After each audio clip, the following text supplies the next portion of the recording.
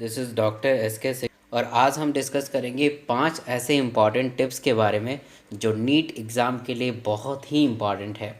और यकीन मानिए ये 5 इम्पॉर्टेंट टिप्स आपको 100% किसी एग्ज़ाम में नीट एग्ज़ाम में सिलेक्शन ज़रूर दिला देगा। तो आप इस वीडियो के थ्रू सीखेंगे कि क्या इम्पॉर्टेंट टिप्स है जो हम 30 डेज़ के अंदर कर सकते हैं, क्योंकि 30 डेज़ में आप पूरा एंटायर बुक को पढ़ नहीं सकते हैं। पूरा फिजिक्स केमिस्ट्री बायो इतना ह्यूज है, आप पूरी बायो को पढ़ना इम्पॉसिबल सा है 30 डेज़ में।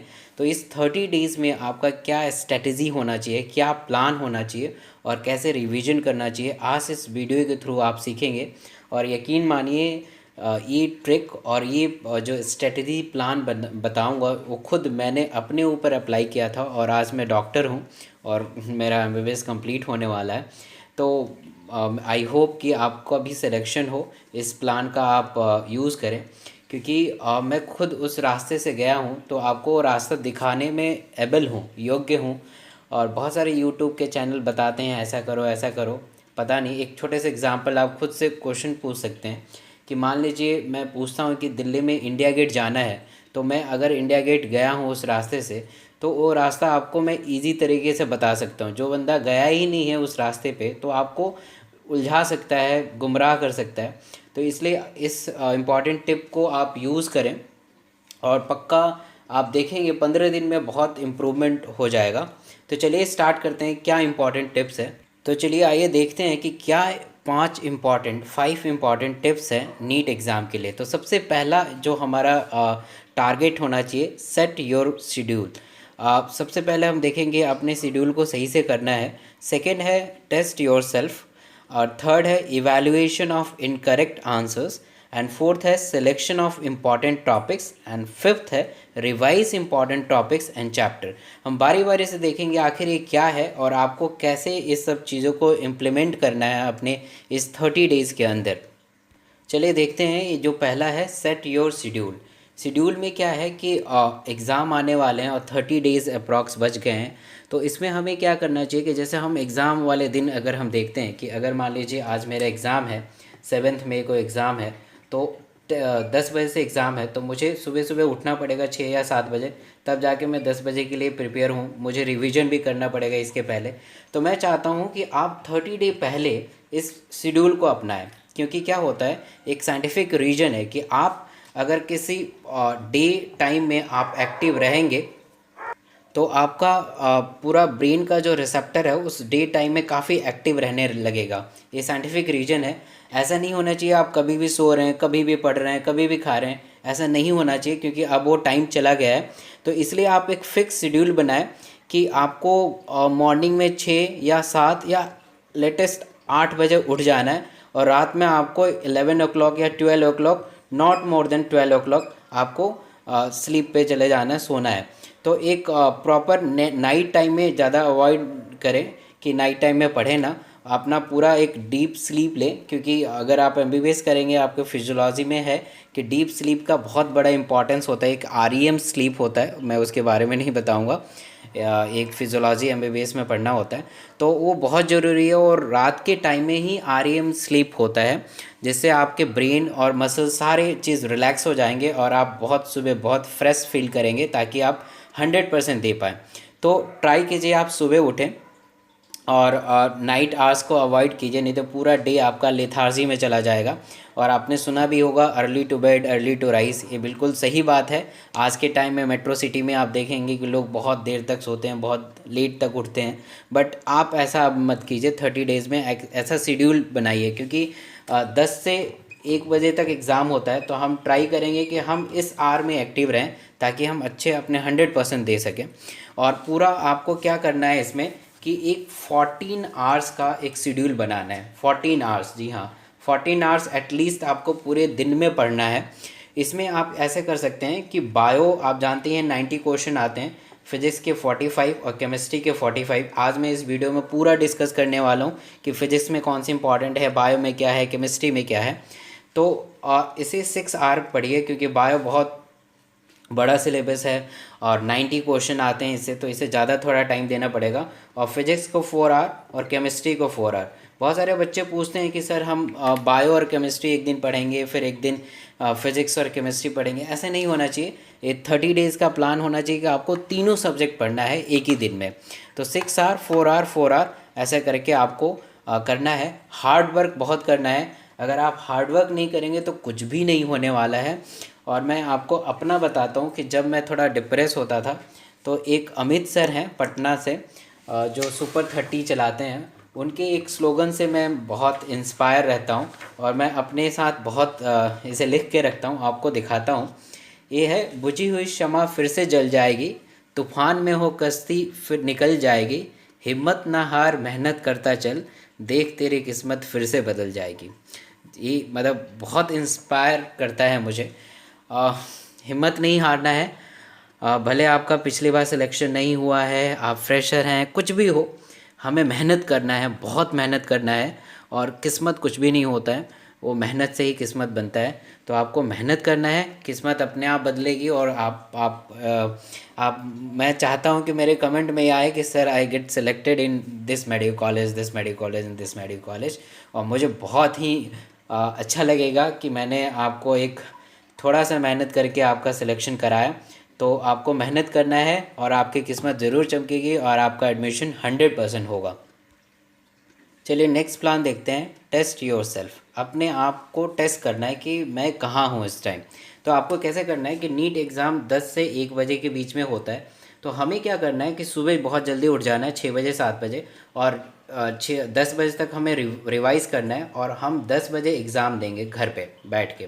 10 से 12 12:30 तक हम अलार्म लगाएंगे अपने वॉच में और हम टेस्ट देंगे। आपको टेस्ट कैसे देना है, आपको क्या करना है कि नीट या AIPMT के जो प्रीवियस ईयर क्वेश्चंस होते हैं उसे आपको ख़रीद लेना है कोई भी बुक में। जैसे मैंने अपने पिछले वीडियो में MTG के बारे में बताया, या कोई भी बुक से जिसमें 30-30 ईयर्स के क्वेश्चन होंगे वो आपको ख़रीद लेना है। और जिसमें फिजिक्स, केमिस्ट्री और बायो कंबाइंड जो क्वेश्चन है उसे ख़रीदना है। और आपको घर पे बैठ के, जैसे एग्ज़ाम होता है नीट का, वैसे घर पे बैठ के एग्ज़ाम देना है। क्योंकि आप घर पे बैठ के आराम से एग्ज़ाम जब देते हो तो आप देखते हो कि बहुत सारे क्वेश्चन आराम से हो जाते हैं, क्योंकि एग्ज़ाम का कोई प्रेशर हमारे ऊपर नहीं रहता है।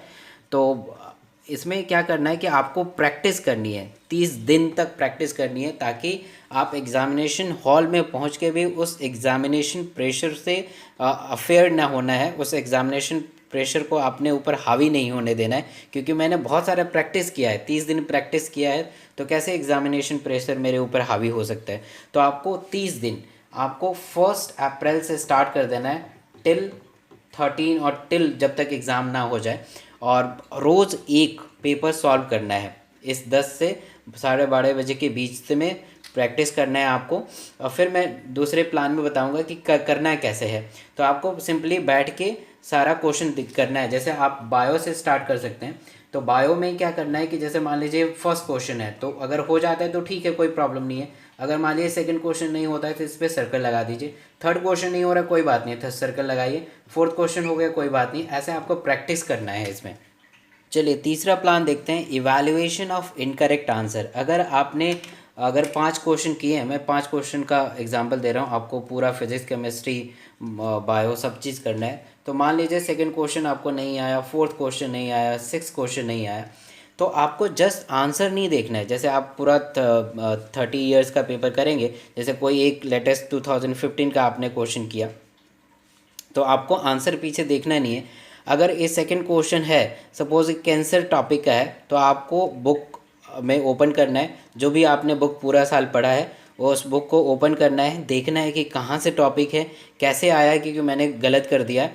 तो पूरा आपको लिखना है, अपने नोट्स पे लिख लेना है कि हाँ ये मैंने गलत किया है, उसे बार बार देखना है। अगर आपने डायरेक्ट सेकंड का आंसर देख लिया कि हाँ सेकंड का आंसर बी है, और आपने याद कर लिया, तो आप यकीन मानिए 2 3 दिन 4 दिन 10 दिन तक याद रहने वाला है। और उस एग्ज़ामिनेशन प्रेशर में तो आप भूल ही जाएंगे।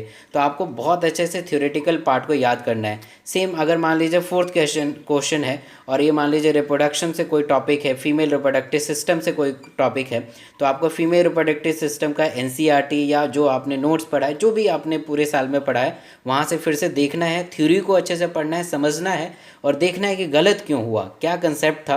अगर आपको स्टिल कुछ समझ में ना आया तो आप मुझे मैसेज कर सकते हैं, मेल कर सकते हैं, मैं बिल्कुल हेल्प करूँगा आपका। तो ऐसे आपको आंसर्स को मतलब सही करना है। तो आप देखेंगे दिनों दिन, क्योंकि देखिए आप 90 क्वेश्चन बायो का मैं बता रहा हूँ, फिजिक्स केमिस्ट्री का नहीं बता रहा हूँ। तो 30 अगर पेपर सॉल्व करते हैं तो ये 2700 क्वेश्चन आपने सॉल्व किया, यानी 2700 क्वेश्चन के आंसर आपको आते हैं। और मैं आज आपको एक बात बताता हूँ, सीक्रेट बात है कि नीट एग्ज़ाम में क्या होता है, 20 से 30% जो क्वेश्चन होते हैं ना वो रिपीट होते हैं। डायरेक्ट तो रिपीट नहीं होंगे, टॉपिक से रिपीट हो जाएंगे। अगर मान लीजिए किडनी से कुछ घुमा फिरा के क्वेश्चन पूछ लिया, अगर मान लीजिए किडनी के रेगुलेशन से क्वेश्चन पूछते हैं तो वहीं से कुछ रेगुलेशन से क्वेश्चन पूछ लेंगे। मतलब टॉपिक बिल्कुल सेम रहेगा, वहीं से इर्द गिर्द होगा। तो आपने उस 2700 क्वेश्चन को याद किया है तो 20 से 30% क्वेश्चन तो आप देखते ही आंसर लगा देंगे। तो ये करना बहुत ही ज़रूरी है। चलिए नेक्स्ट देखते हैं कि selection of important topics. Selection of important topic इस टाइम बहुत ज़रूरी है, क्योंकि आपके पास 30 डेज़ है और 30 डेज़ में पूरा इंटायर कोर्स को ख़त्म नहीं कर सकते हैं। तो आपको सिलेक्शन करना बहुत ज़रूरी है। ऐसा मैं नहीं कर रहा हूँ कि हाँ इकोलॉजी से ही क्वेश्चन आएगा और किसी से नहीं आएगा, ऐसा नहीं है। हर पार्ट से क्वेश्चन आएंगे, बट उस क्वेश्चन के रेशो कम होंगे। ठीक है, अगर इकोलॉजी से 10 क्वेश्चन आएंगे, अगर मैं मॉर्फोलॉजी की बात करूं तो 2 या 3 क्वेश्चन आएंगे, तो मेरे लिए इकोलॉजी ज़्यादा इम्पॉर्टेंट है।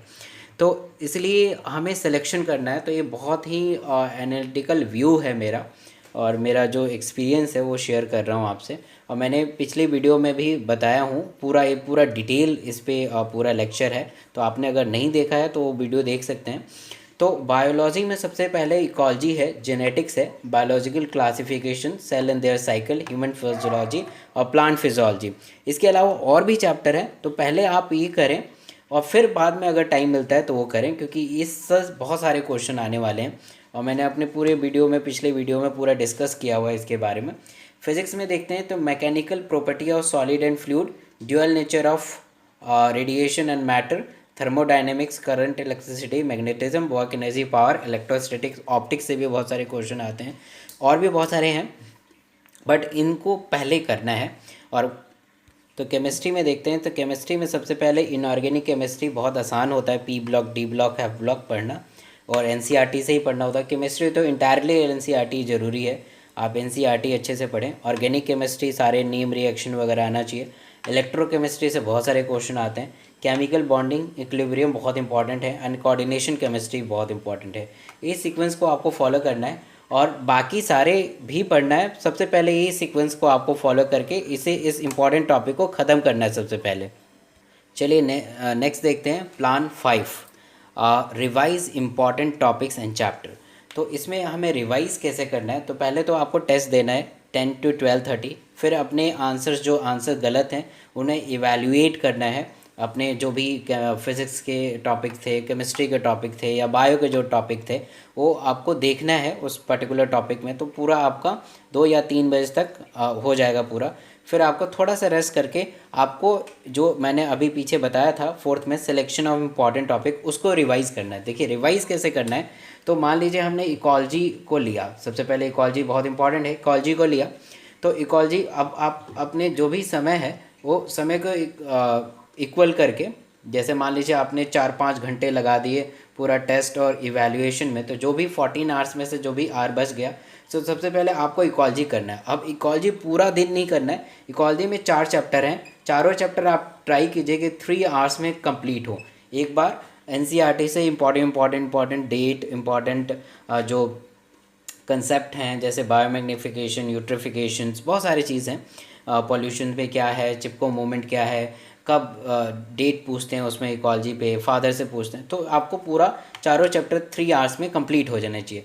फिर नेक्स्ट में आपको फिजिक्स करना है। फिजिक्स में मान लीजिए आपने इलेक्ट्रोस्टैटिक्स उठाया, तो पूरा इलेक्ट्रोस्टैटिक्स आपको 3 या 4 आवर में सारे इंपॉर्टेंट जो इसके कंसेप्ट हैं, जैसे मान लीजिए इंपॉर्टेंट फॉर्मूला है, कैसे सारा सॉल्व करते हैं, जैसे कैपेसिटर कैसे सॉल्व करते हैं, जैसे ऐसे ऐसे पहले होता था, अब तो मैं भूल गया हूँ, जैसे ऐसे है तो इसे सॉल्व कैसे करते हैं। मतलब इंपॉर्टेंट चीज़ आपको रिवाइज़ करना है 3 to 4 आवर में। और केमिस्ट्री में देख लेते हैं, तो अगर मान लीजिए केमिस्ट्री में है तो आज मैंने पी ब्लॉक पूरा रिवाइज़ कर लिया, और उसके साथ साथ एस ब्लॉक बहुत छोटा सा है तो एस ब्लॉक मैंने रिवाइज़ कर लिया।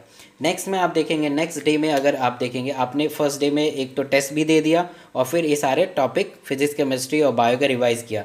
नेक्स्ट डे में भी आपको यही करना है कि नेक्स्ट डे में टेस्ट देना है सबसे पहले 10 to 12:30, फिर आपको उसी के साथ साथ इवैल्यूएट करना है, पर्टिकुलर टॉपिक को पढ़ना है। जो आंसर गलत है, मान लीजिए आपके बायो में 15 क्वेश्चन गलत हो गए तो 15 आप उस पूरा टेक्स्ट बुक पे जाइए, नोट्स पे जाइए, फिर आपके फिजिक्स के गलत हुए 5 तो उस पर देख लीजिए, मतलब ऐसे आपको देखना है। नेक्स्ट डे में फिर से आपको bio, chemistry, physics and chemistry के लिए प्लान बनाना है। तो हमने इकोलॉजी तो कर लिया, अब हम करेंगे जेनेटिक्स का। तो जेनेटिक्स के 2 चैप्टर, प्रिंसिपल ऑफ इनहेरिटेंस है, मॉलिकुलर बेसिस है, इसे 3 आवर्स में निपटा दिया हमने। फिजिक्स में देखिए, अब हमने करंट इलेक्ट्रिसिटी को देखा, करंट इलेक्ट्रिसिटी को ख़त्म किया। फिर इसमें कोई ऑर्गेनिक केमिस्ट्री को ले लिया, ऑर्गेनिक केमिस्ट्री में एल्डिहाइड, कीटोन वगैरह सबको ख़त्म कर दिया।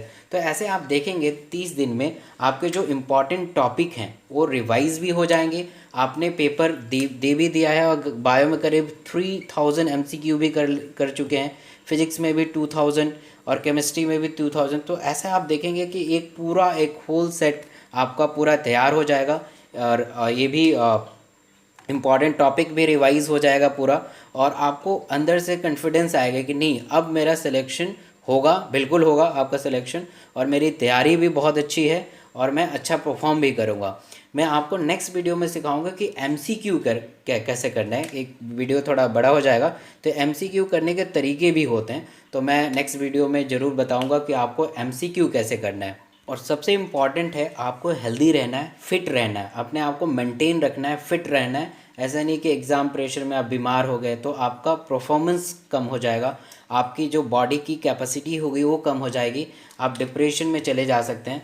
तो इस चैनल का मेरा जो एम है, मैं यूट्यूब पे पैसे कमाने नहीं आया हूँ, मेरा जो एम है, मैंने देखा है अपने पर्सनल चीज़ शेयर कर रहा हूँ कि बहुत सारे मेरे फ्रेंड्स थे और अभी भी हैं, रिलेटिव हैं, जो काफ़ी डिप्रेशन में चले गए हैं, जो मतलब उनके जो बच्चे हैं डिप्रेशन में हो चले गए हैं। आपको पता ही होगा, जो मेडिकल एंट्रेंस है वो कोटा, दिल्ली, पटना में है, और वहाँ पे अगर देखेंगे पूरा एक टाइम्स ऑफ इंडिया में आया था कि सबसे ज़्यादा सुसाइड जो रेट है वो कोटा में है। तो मैं उस चीज़ को कम करने का ठाना हूँ कि जो बच्चे हैं एक उन्हें राइट डायरेक्शन मिले, ताकि मैं उस सुसाइड रेट को कम कर सकूं, डिप्रेशन को कम कर सकूं। तो इसलिए आपने अभी तक सब्सक्राइब नहीं किया है इस चैनल को, तो आप सब्सक्राइब करें, ताकि आपको इस चैनल के थ्रू बहुत ही अच्छा एक राइट डायरेक्शन मिल सके कि कैसे हमें एंट्रेंस एग्ज़ाम को क्लियर करना विदाउट एनी डिप्रेशन, बिल्कुल हंसते हंसते। ऐसा नहीं हम बिल्कुल तैयारी करें तो घर और को छोड़ दें, मूवी देखना भूल जाएं, घर परिवार को भूल जाएं, ऐसा नहीं करना है। सबसे इम्पॉर्टेंट ये है, घर परिवार इम्पॉर्टेंट है, ठीक है। और आपको जो भी मतलब टफ़ चैप्टर हैं या मुझे लगता है कि ये इम्पॉर्टेंट है नीट में, तो वो मैं ज़रूर अपलोड करता रहूँगा, अवेयर करता रहूँगा, आपको नीट एग्ज़ाम को अपडेट करता रहूँगा। और मेरा मतलब मेन टारगेट है डिप्रेशन और सुसाइड को रोकना।